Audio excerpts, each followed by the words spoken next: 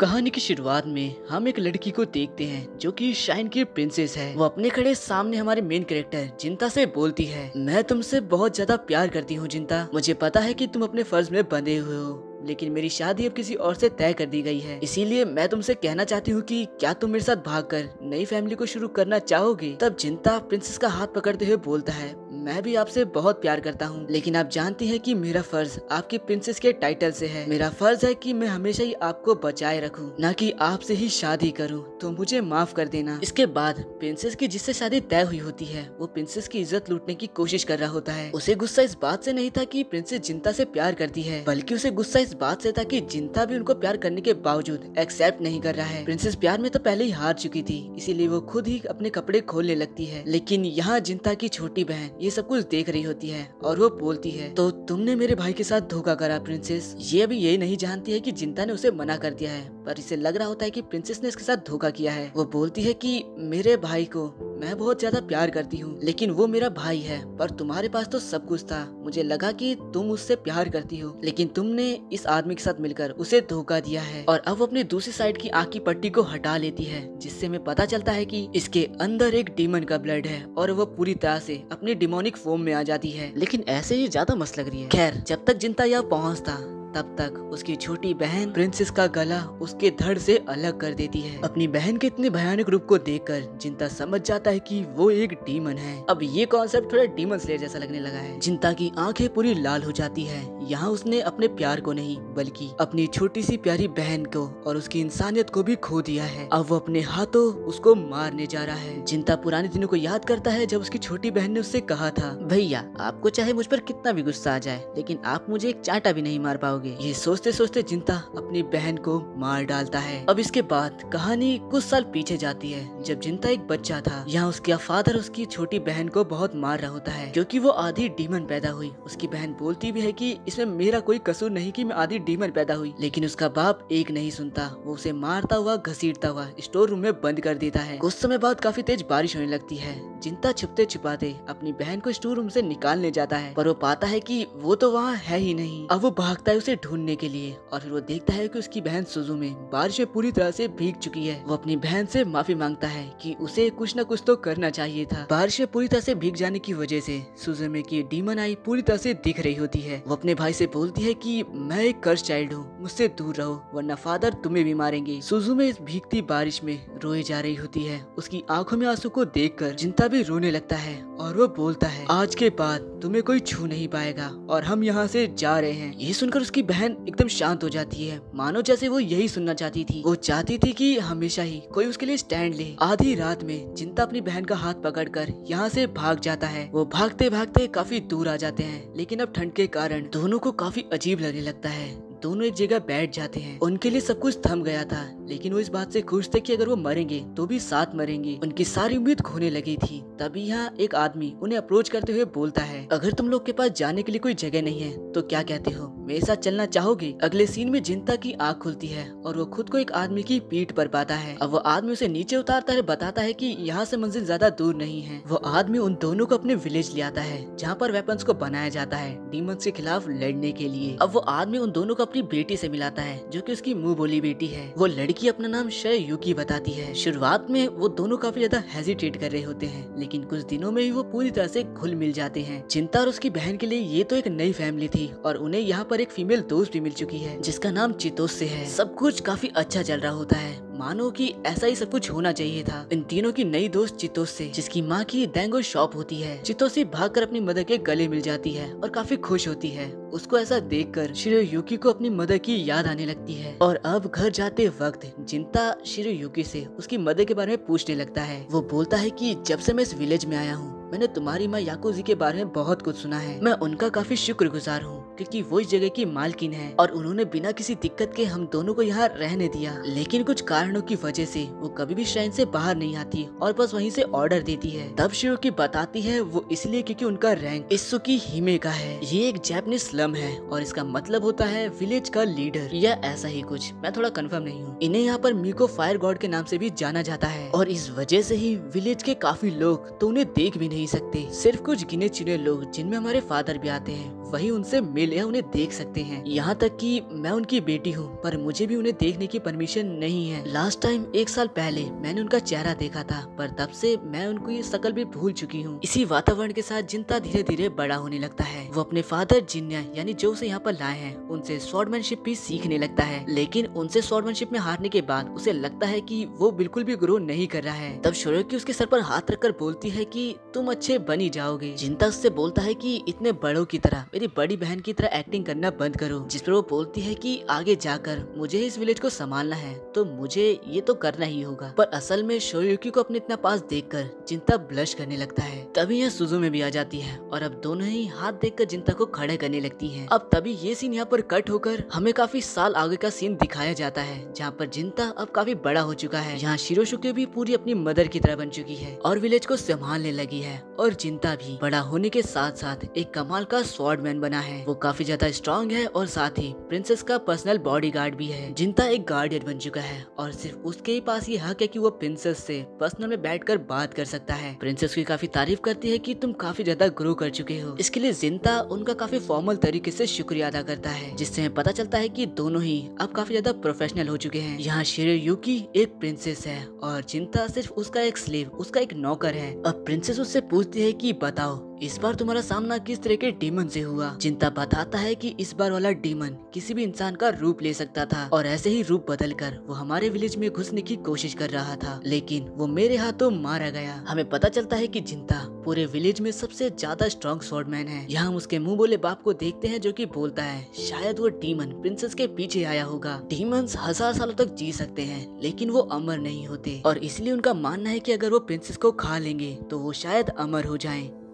अब यहाँ रिवील होता है कि जिंता और प्रिंसेस का जो मुंह बोला बाप है उसका खुद का एक बायोलॉजिकल यानी सगा बेटा है और उसका नाम है साकुन। ये वही बंदा है जो शुरुआत में प्रिंसेस की इज्जत लूटने की कोशिश कर रहा था। साकुन जिंता का राइवल था, लेकिन जिंता उससे काफी ज्यादा स्ट्रॉन्ग था। वो जिंता की बेइज्जती करने का एक मौका नहीं छोड़ता और भरी सभा में बोलता है हमारा जिंता तो सिर्फ पागलों की तरह तलवार लहराने के अलावा कुछ नहीं जानता, बिल्कुल बेकार है ये। जिंता भी चुप नहीं रहता और बोलता है लास्ट टाइम मैंने तुम्हारी बेइज्जती करी थी, बहुत गंदी तरह तुम्हें हरा कर, तुम्हें याद तो है ना। तब प्रिंसेस दोनों को उनका मुंह बंद रखने के लिए बोलती है। प्रिंसेस दोनों पर गुस्सा करने लगती है। तब जिंता अपना सर झुकाकर माफी मांगता है। प्रिंसेस बताती है कि सारे डीमन हमारे विलेज पे लगातार अटैक इसलिए कर रहे हैं क्योंकि वो लोग इस लेजेंडरी योराई स्वॉर्ड को लेना चाहते हैं। ये स्वॉर्ड पीढ़ी दर पीढ़ी चलती जा रही है और हमारे विलेज की है। ये एक ऐसी स्वॉर्ड है जिसको प्रिंसेस के अलावा कोई छूने का हक नहीं रखता। अब इसी के साथ सीक्रेट मीटिंग खत्म होती है और सारे लोग यहाँ से उठकर जाने लगते हैं, सिवाय हमारे जिंता के। प्रिंसेस भी ये बात जानती है कि सभी लोग जा चुके हैं सिवाय जिंता के,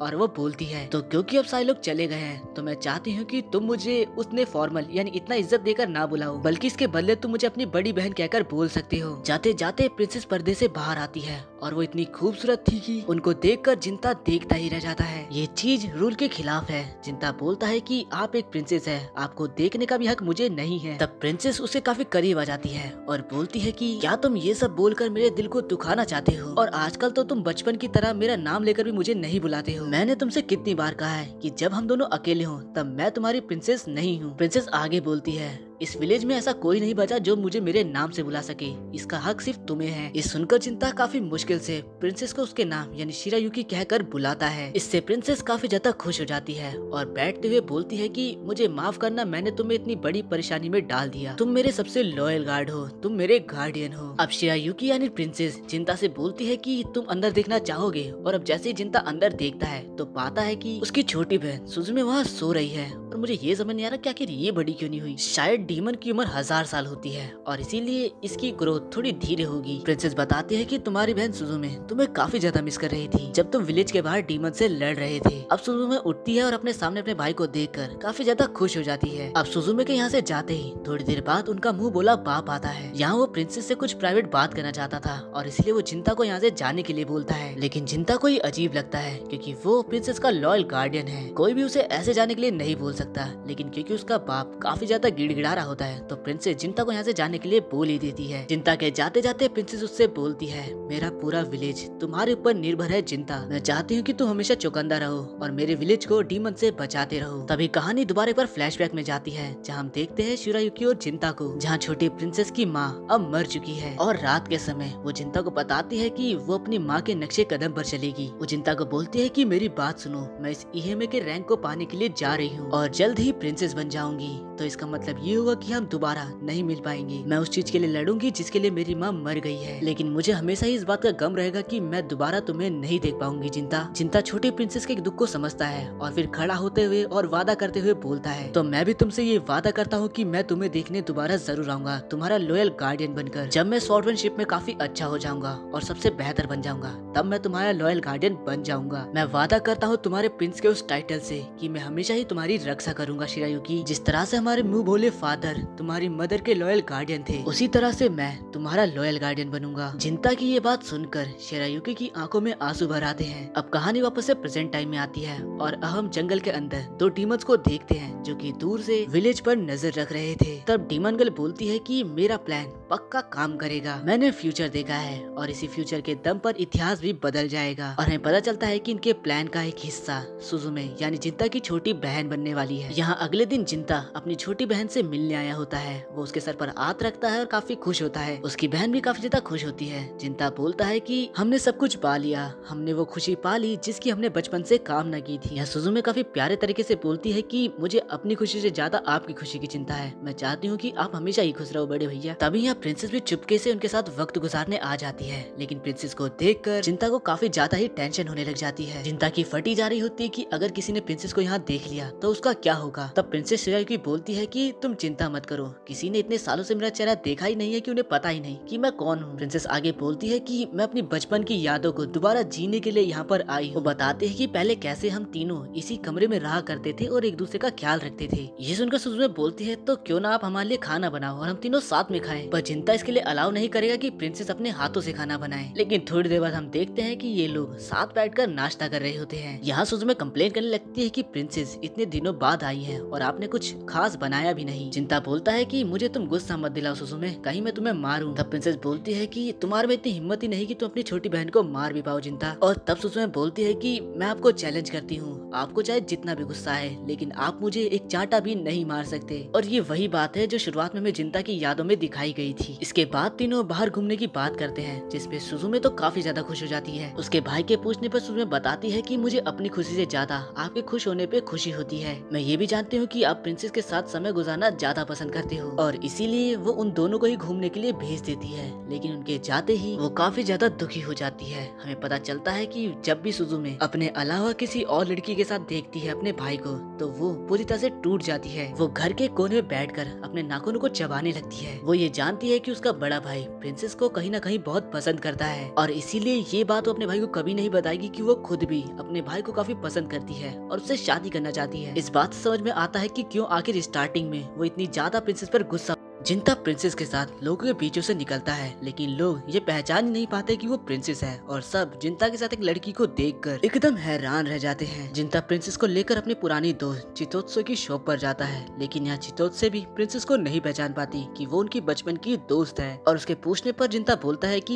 ये मेरी बचपन की दोस्त है और अब वो दोनों खाने के लिए कुछ मांगते हैं। इस बात से प्रिंसेस थोड़ा निराश हो जाती है, पर तभी चितोत्से यहाँ पर उनके लिए चाय और खाने के लिए कुछ ले आती है। यहाँ वो जिंता के फेवरेट मोची लाई थी जो वो बचपन में खाता था और इससे जिंता खुद हैरान था कि चितोत्से को ये याद है। प्रिंसेस उससे पूछते है कि आखिर चितोत्से तुम्हें देख इतनी नर्वस क्यों हो जाती है, जिस पर जिंता बोलता है कि अब मैं लोगों के लिए वो पहले वाला जिंता नहीं रहा, अब मैं गार्डियन बन चुका हूँ, चीजें हमेशा ही सेम नहीं रहती। इससे प्रिंसेस भी एग्री कर जाती है। इसके बाद शाम को वो दोनों उसी जगह पर आ जाते हैं जहाँ पर बचपन में उन दोनों ने एक दूसरे से प्रॉमिस किया था। पर जिंता यहाँ नोटिस करता है कि प्रिंसेस थोड़ी उखड़ी उखड़ी है और इसीलिए वो उनसे पूछता है कि क्या कुछ हुआ है। अब प्रिंसेस खड़ी होती है और बोलती है, यही वो जगह है ना जहाँ हम दोनों ने एक दूसरे से प्रॉमिस किया था, जहाँ से हमने अपनी जर्नी की स्टार्ट करी थी। तो मेरे ख्याल से ये वो सही जगह है जहाँ मुझे तुम्हें बताना चाहिए। प्रिंसेस बताती है कि मैं शादी करने वाली हूँ क्योमासा से, यानी इनके मुंह बोले बाप के सगे बेटे से। ये सुनकर जिंता बिल्कुल सुन्न पड़ जाता है। तब प्रिंसेस बोलती है कि चीफ ने मुझसे कहा कि हमारे विलेज पर डीमंस के लगातार अटैक हो रहे हैं और काफी सारे डीमंस देखे गए हैं, इसलिए मुझे अपनी जिम्मेदारियों को निभाना होगा और इस विलेज का अगला सक्सेसर देना होगा और गाँव की भलाई के लिए। मैं भी इस आइडिया के लिए मान गई और उससे शादी करने के लिए मान गई हूँ। मैं एक प्रिंसेस के तौर पर इसके लिए मान चुकी हूँ, लेकिन अब मैं शिरायुकी हूँ और मैं तुमसे कहती हूँ कि मैं तुमसे बहुत प्यार करती हूँ जिंता। मुझे पता है तुम अपने फर्ज में बंधे हुए हो और इसके लिए कभी नहीं मानोगे, लेकिन मैं चाहती हूँ कि क्या तुम मेरे साथ भागकर नई फैमिली शुरू करना चाहोगे। ये सुनकर चिंता आगे बढ़ता है और बोलता है कि मैं भी आपको पसंद करता हूँ बचपन से, लेकिन मेरी लॉयल्टी प्रिंसेस के टाइटल से है और इसी जगह मैंने तुमसे प्रॉमिस किया था कि मैं स्ट्रांग बनूंगा और तुम्हारा साथ दूंगा। अगर मैं तुम्हारे साथ भागूं तो इस सब का कोई फायदा नहीं होगा। मैं हमेशा ही तुम्हारा लॉयल रहूंगा, लेकिन तुमसे शादी नहीं कर सकता। मुझे माफ करना। शिरायुकी बोलती है, मैं ये जानती हूँ जिंता और मुझे इसका कोई दुख नहीं है। हम दोनों के ही अपने अपने रास्ते हैं, लेकिन मैं हमेशा ही तुमसे प्यार करूंगी अंत तक। जिस पर जिंता ये बोलता है कि मैं हमेशा ही तुम्हें प्रोटेक्ट करूंगा एक प्रिंसेस के तौर पर। इसके बाद हम डायरेक्ट शाइन का सीन देखते हैं जहाँ प्रिंसेस बोलती है फॉरेस्ट में तो डीमंस को देखा गया है और इसीलिए जिंता तुम्हें अपनी ड्यूटीज को निभाना होगा और उन्हें मारना होगा। यहाँ जिंता उन दोनों को फॉरेस्ट में मारने के लिए जाने वाला है। प्रिंसेस बोलती है कि मैं प्रे करती हूँ तुम्हारी सेफ्टी के लिए। यहाँ जाकुन में बैठा होता है जो जिंता को ही देखे जा रहा होता है। अब जिंता उन डीमन से लड़ने के लिए शाइन से बाहर आ जाता है। तभी जाकुन उसके पास आता है और उस पर चिल्लाने लगता है और बोलता है प्रिंसेस की शादी मेरे से होने वाली है, क्या तुम्हें कुछ भी फील नहीं होता? क्या तुम्हें जरा भी दुख नहीं है इस बात का? लेकिन जिंता बोलता है कि ये वो इस गांव के लोगों के लिए कर रही हैं और मुझे उन पर गर्व है। जाकुन जिंता को जाते हुए बस देखता ही रह जाता है। दूसरी तरफ सुजुने अपने भाई के कपड़े को अपने सीने से लगाए रहती है। तभी यहाँ उन दोनों में से एक डीमन इसके पास पहुँच जाती है। यहाँ जंगल के अंदर आते ही जिंता के ऊपर एक अटैक होता है, लेकिन जिंता इस अटैक से बिल्कुल भी घायल नहीं होता। जिंता उस डीमन की आवाज सुनकर उससे बोलता है, क्या तुम अकेले आए हो? मैंने तो सुना था कि तुम दो हो। जिस पर डीमन बोलता है कि मेरी एक साथी पहले ही विलेज के अंदर जा चुकी है। तभी हम उस डीमन को देखते हैं जो कि काफी डरावना दिख रहा होता है। जिंता उस पर अटैक करता है, लेकिन डीमन उसके अटैक को डॉज कर उसके गाल पर एक स्क्रैच मार देता है। पर अब जिंता अपने एक अटैक में काफी जान लगाने के बाद उस डीमन के लेफ्ट आर्म को काट देता है। दोनों के बीच में थोड़ा डिस्टेंस होता है। डीमन अपने हाथ को उठाता है और बोलता है, एक डीमन 1000 सालों तक जीता है, लेकिन एक इंसान 100 साल से भी कम साल तक जी पाता है और उसमें से अपनी आधी लाइफ तो अपनी स्किल्स और एबिलिटी को अच्छा करने में लगा देता है। दोनों को जीने के अपने अपने तरीके हैं। इसीलिए मैं तुमसे पूछना चाहता हूँ कि आखिर इंसान तुम अपनी स्वॉर्ड को क्यों चलाते हो? क्यों तुम अपनी जिंदगी को खतरे में डाल रहे हो? जिस पर जिंता बोलता है, दूसरों के लिए। मैं अपनी स्वॉर्ड को चलाता हूँ दूसरों को बचाने के लिए, उनको प्रोटेक्ट करने के लिए। यहाँ सुजुने उस डीमन को देखकर बोलती है, तुम तो एक डीमन हो। वो डीमन बोलती है, हाँ तुम भी एक डीमन ही हो। पर सुजुने बोलने लगती है, मुझसे दूर रहो, मैं एक इंसान हूँ। उसको ऐसा देखकर डीमन बोलती है, तो ये सब कुछ तुम्हारे बड़े भाई की वजह से है। वो सच में एक अच्छा इंसान है, लगता है वो काफी ज्यादा स्ट्रांग है, इसीलिए तो उसने अब तक तुम्हें बचा कर रखा है और तुम ऐसी हो। अपने भाई के बारे में सुनकर सुजुने काफी खुश हो जाती है। ये देखकर डीमन बोलती है, लगता है तुम उसे काफी पसंद करती हो। जिस पर सुजुने खड़े होकर बोलते है कि हाँ वो मेरे लिए सब कुछ है। अब डीमन उसके पास बैठती है और बोलती है, लेकिन कोई है जो तुम्हारे भाई को नुकसान पहुंचाना चाहता है, इसीलिए क्या तुम मुझे अपनी थोड़ी सी पावर दोगी और मेरे साथ चलोगी? लेकिन सुजुने इसके लिए मना कर देती है। तब डीमन अपनी पावर से सुजुने के सर पर फिंगर रखकर उसे दिखाती है कि प्रिंसेस जाकुन के सामने अपने कपड़े उतार रही है और उसके साथ खरीदना देखकर सुजुने एकदम हैरान हो जाती है और बोलती है, आखिर ये क्या है? मैंने ये क्या देखा? डीमन बोलती है कि मेरे पास फ्यूचर देखने की पावर है और मैं वो तुम्हें भी दिखा सकती हूँ। पर सुजुने ये मानने के लिए तैयार नहीं। तब डीमन बोलती है कि वो कोई इल्यूजन नहीं था और अगर तुम्हें इस पे भी भरोसा नहीं है तो चलो तुम इसे अपनी आंखों से ही देख लो। सुजुने अभी भी जाने से हिचक रही होती है। तब डीमन बोलती है कि ये तुम्हारे भाई के लिए है, जिस पर सुजुने चलने के लिए मान जाती है। दूसरी तो वो डीमन और जिंता लड़ते लड़ते पानी के पास पहुँच जाते हैं। जिंता उससे पूछता है कि आखिर तुम क्यों इंसानों को मार रहे हो? जिस पर डीमन बोलता है, क्योंकि मैं एक डीमन हूँ। बात तो सही है। पर जिंता उससे पूछता है, तो क्या डीमन का नेचर इंसानों को मारना ही होता है? जिस पर डीमन बोलता है, ऐसा नहीं है, लेकिन हम अपनी सच्चाई से नहीं भाग सकते कि हम लोग एक डीमन है। सुनकर जिंता बोलता है, तो अब मैं भी पीछे नहीं हटने वाला और अपनी पूरी जान लगाने वाला हूँ। डीमन बोलता है, तुमने सही कहा, यहाँ दया की कोई जरूरत नहीं है। जिसके बाद वो अपनी पावर से अपने दूसरे हाथ को काफी बड़ा कर लेता है। अब जिंता अपने स्वॉर्ड से उस पर अटैक करता है, लेकिन डीमन उसके हाथ को काट डालता है और उसकी स्वॉर्ड को अपने दांतों से तोड़ डालता है। पर तब जिंता अपने दूसरे हाथ से अपनी टूटी स्वॉर्ड को पकड़ता है और उसको सीधा डीमन के दिल में मार देता है। डीमन का काफी खून निकलने लगता है और वो नीचे गिर जाता है। जिंता को लगता है कि वो जीत गया, पर तब डीमन बोलता है, मैंने तो अपना काम कर दिया है। मेरे साथ जो दूसरी डीमन थी उसके पास फ्यूचर देखने की पावर है और हमने देखा कि एक बहुत पावरफुल डीमन जो कि डीमन गॉड है, जो पूरी दुनिया पर राज करने वाला है, वो तुम्हारे विलेज के अंदर है और इसीलिए वो वहीं गई है। डीमन का नाम सुनकर जिंता पहचान जाता है कि वो उसकी बहन की बात कर रहा है, लेकिन इससे पहले कि वो कुछ करता, डीमन का दूसरा हाथ उसकी मुंडी को पकड़ लेता है और डीमन बोलता है, तुमने मुझसे कहा कि तुम्हारी स्वॉर्ड तुम दूसरों को बचाने के लिए चलाते हो, तो अब क्या कहोगे? अब मैं तुमसे दोबारा पूछता हूँ, तो इंसान तुम अपनी स्वॉर्ड क्यों चलाते हो? तभी जिंता की आंखें बंद हो जाती हैं। यहाँ से सीन कट होता है और हम देखते हैं श्राइन के अंदर जाकुन प्रिंसेस के साथ जबरदस्ती कर रहा होता है। प्रिंसेस उससे मना करती है कि ऐसा मत करो, कम से कम जिंदा को सेफली वापस आ तो जान दो। जिस पर जाकुन बोलता है, क्यों? क्योंकि तुम मुझसे प्यार करती हो, तो क्यों नहीं तुम उससे ही शादी कर लेती? अब ये तुम्हारे ऊपर है। तब प्रिंसेस याद करती है कि जिंता ने उससे प्रॉमिस किया था कि वो स्ट्रॉन्ग बनेगा, इतना स्ट्रॉन्ग कि वो किसी भी डीमन को हरा सके। अब प्रिंसेस खड़ी होती है और अपने कपड़ों को खोलने लगती है और बोलती है, मैं यही रास्ता चुनूंगी गाँव के लिए, क्योंकि मैं यहाँ की प्रिंसेस हूँ। वो जाकुन के करीब जाने लगती है, जिसपे जाकुन बोलता है,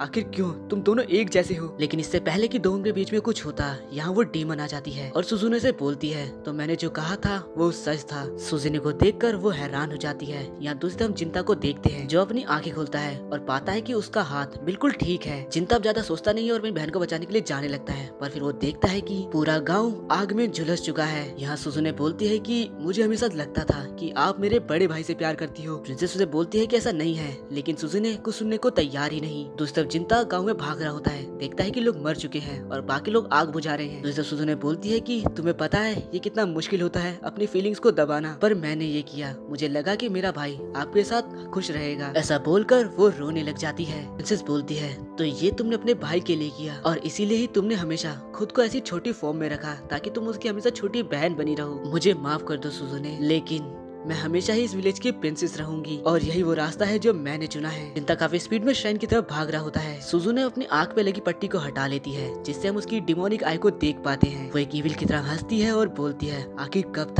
तक तुम मुझे परेशान करने वाली हो, पर अपना गंदा मुंह बंद रखो। तब वो डीमन सुजुने से बोलती है, देखा जैसा मैंने कहा था, प्रिंसेस एक गंदी औरत है, इसने तुम्हारे भाई को धोखा दिया है। वो भाई जिसके लिए तुमने सब कुछ छोड़ दिया, ये बिल्कुल भी माफी लायक नहीं है। वो उसे मैनिपुलेट कर रही होती है। प्रिंसेस उसे बोलती है कि उसकी बातें मत सुनो। डीमन बोलती है, तो क्या अब तुम अपने भाई के लिए क्या कर सकती हो? कैसा रहेगा अगर तुम इसको मार दो? उसका ऐसे बोलते ही सुजुने के अंदर से काफी ज्यादा ब्लैक ऑरा निकलने लगता है और अगले ही पल वो अपने डीमन फॉर्म में आ जाती है, जिसमें वो काफी खूबसूरत लग रही है। सुजुने को डीमन बनता देखकर उसे लड़ने के लिए जाकुन स्वॉर्ड उठा लेता है, लेकिन वो डीमन उसे बोलती है कि तुम्हें दो औरतों के बीच में नहीं आना चाहिए और उसे यहाँ से ले जाती है। अब जमीन में पड़ी स्वॉर्ड सुजुने उठा लेती है प्रिंसेस को मारने के लिए। दूसरी तरफ जिंता भी श्राइन के अंदर आ चुका था। वो गेट तोड़कर सुजुने और प्रिंसेस को आवाज लगाता है। दोनों ही एक दूसरे की तरफ भागते हैं और प्रिंसेस जिंता की बाहों में आ जाती है, लेकिन प्रिंसेस को गले लगाते ही सुजुने प्रिंसेस का गला ही काट डालती है। ये देख जिंता सदमे में ही चला जाता है। उसकी बाहों में उसका प्यार था। अभी उसकी बहन उसके बगल में आती है, उसके हाथ में प्रिंसेस का गला था और वो बोलती है, क्या आप ठीक हो बड़े भाई? अपनी बहन को डीमन बनता देखकर जिंता पूरी तरह से टूट चुका था और तब उसे प्रिंसेस की और अपनी बचपन की सारी यादें एक साथ याद आने लगती है। पर दूसरी तरफ उसकी बहन प्रिंसेस के धड़ के अंदर अपनी तलवार को बार बार लगातार मारे जा रही होती है और साथ साथ हंस भी रही होती है। जिंता देख नहीं पाता, वो अपनी स्वॉर्ड से अपनी बहन पर ही अटैक कर देता है, लेकिन वो उसके इस अटैक को डॉज कर लेती है। वो बोलने लगती है, आखिर आप अचानक से ये क्या कर रहे हो बड़े भाई? मैं आपकी छोटी बहन हूँ। वो बोलता है, आखिर तुमने ये क्या कर दिया? सुजुने बोलती है कि ये किसी और से शादी करने वाली थी। इस गंदी प्रिंसेस ने नाटक किया कि वो आपसे प्यार करती है, पर आपको धोखा दे रही थी और इसीलिए मैंने इसे मौत की सजा दे दी। तो अब आपको दुखी होने की बिल्कुल जरूरत नहीं है। और वो ये ऐसे बोल रही थी जैसे कि उसने कोई गुनाह करा ही नहीं है। और फिर वो आगे बोलती है कि चलो बड़े भाई, अब हम घर चलते हैं, मैं बहुत थक चुकी हूँ। ये सुनकर जिंता बोलता है, तुम थक चुकी हो? ये सब करने के बाद जिन लोगों ने हमें पाला, तुमने उन्हें मार दिया। तुमने प्रिंसेस नहीं, तुमने शिरायुकी को मार डाला। तुमने सब कुछ खत्म कर दिया, तबाह कर दिया, और तुम कह रही हो कि तुम थक चुकी हो। पर सुजुने अभी बोलती है, तो क्या इसमें कोई प्रॉब्लम है? अब जिंता समझ जाता है कि जिस सुजुने को वो जानता था वो अब मर चुकी है और इसीलिए अब बिना कुछ सोचे समझे वो सीधा उस पर अटैक करने लग जाता है। सुजुने उसके अटैक से बचती है और उसकी स्वॉर्ड को तोड़ डालती है। जिंता रोते हुए बोलता है कि अब मेरे पास कुछ भी नहीं बचा है। और तभी उसका जो हाथ कटा था वो उस डीमन के हाथ में बदल जाता है। सुजुने अपने भाई को इतने गुस्से में देखकर बोलती है, क्या आप अब ये सब कुछ उस गंदी औरत के लिए कर रहे हो? जिस पर चिंता चिल्लाकर बोलता है कि अपना मुंह बंद करो। अपने भाई को इतने गुस्से में देखकर सुजुने बोलती है, मैं समझ चुकी हूँ, आपने मुझे छोड़ दिया है, तो अब मैं भी सुजुने को रिजेक्ट करती हूँ। और ऐसा बोलकर इधर उधर कूद कर उस पर अटैक करने लग जाती है और चिल्लाने लग जाती है, जिसपे जिंता दोबारा बोलता है अपना मुंह बंद करो। तब सुजुने अटैक कर अपना हाथ अपने भाई के पेट में घुसा देती है, लेकिन जिंता अपने मसल्स से उसके हाथ को बाहर ही नहीं निकलने देता और फिर अपने डिमोनिक हैंड से सुजुने पर अटैक कर उसे काफी दूर गिरा देता है। इस पॉइंट पर सुजुने भी तोजी बन चुकी है, उसने भी अपना अदर हाफ खो दिया है, पर डीमन होने के कारण वो अभी भी जिंदा है। उसको जिंदा देखकर जिंता दोबारा उस पर अटैक करने के लिए आगे बढ़ता है और उसको पंच करने ही वाला होता है, पर बीच में वो डीमन आ जाती है और अटैक उसको लगता है। वो जिंता को पकड़ लेती है और सुजुने को यहाँ से भागने के लिए बोलती है। सुजुने प्रिंसेस का गला उठाती है और यहाँ से जाने लगती है और गेट पर बोलती है मेरे लिए भी इस वर्ल्ड में अब कुछ नहीं बचा है, मैं सब कुछ तबाह कर दूंगी, सब कुछ, इस दुनिया को मैं तबाह कर दूंगी और आप याद रखना मैं वापस जरूर आऊंगी। और डीमन अब हंसने लगती है और बोलती है मैं अपने काम में सफल हुई, जो मुझे करना था वो मैंने कर दिया। बोलती है कि इंसान बहुत ज्यादा पावरफुल होते जा रहे थे और अगर ऐसा ही रहता तो एक दिन डीमन बस कहानियों का हिस्सा बन जाते, लेकिन अब ऐसा नहीं होगा और मुझे इस बात का कोई रिग्रेट भी नहीं है। ऐसा बोलते के साथ ही वो मर जाती है। अब चिंता प्रिंसेस के पास जाता है और बोलता है